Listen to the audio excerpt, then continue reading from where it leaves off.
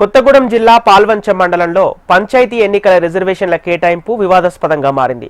పాండురంగాపురంలో ఎస్టీలో అభ్యర్థులే లేనప్పటికీ సర్పంచ్ స్థానాన్ని ఎస్టీ మహిళా కేటగిరీకి రిజర్వ్ చేయడంపై గ్రామస్తులు తీవ్ర అభ్యంతరం వ్యక్తం చేస్తున్నారు. పాండురంగాపురంలో ఎన్నికలను బహిష్కరిస్తున్నట్టు గ్రామస్తులు ఏకగ్రీవంగా ప్రకటించారు. రిజర్వేషన్లు మార్చే వరకు తమ నిరసన కొనసాగుతుందని స్పష్టం చేశారు. ఇదిలా ఉంటే సర్పంచ్ ఎన్నికలకు కొత్తగూడెం జిల్లాలో రెండో దశ నామినేషన్ల ప్రక్రియ కొనసాగుతోంది. డిసెంబర్ 2 వరకు నామినేషన్ స్వీకరించనున్నారు. పాల్వంచ మండలంలో మొత్తం 36 గ్రామ పంచాయతీలు, 282 వార్డులు ఉన్నాయి. అభ్యర్థుల నుంచి నామినేషన్ల స్వీకరణకు 12 కేంద్రాలను ఏర్పాటు చేశారు.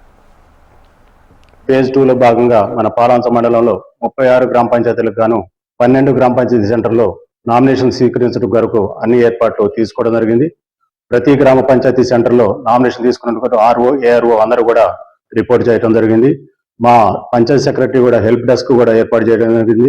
ఎవరైనా అభ్యర్థులు నామినేషన్ వేసుకోవడం కోసం వచ్చినట్టయితే వాళ్ళ ఫారాలు, రిసిట్ కానీ, నోటీస్ సర్టిఫికేట్ ఇవ్వటం కానీ, అట్లాంటి వాళ్ళు సహాయం చేయడానికి, నామినేషన్ ఫారం ఫిల్అప్ చేయడానికి అన్ని ఏర్పాట్లు హెల్ప్ డెస్క్ కూడా ప్రతి పంచాయతీ నామినేషన్ సెంటర్లో ఏర్పాటు చేయడం జరిగింది.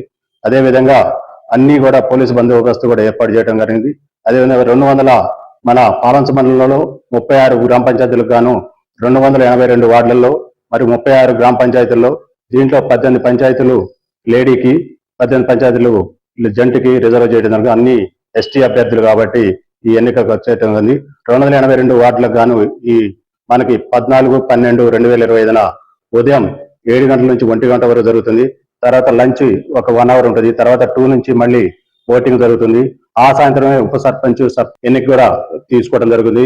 ఆ రోజు వీలు కాని పక్షంలో ఉప సర్పంచ్ ఎన్నిక కాబడినట్లయితే తెల్లారి ఉప సర్పంచ్ ఎలక్షన్ జరుగుతుంది.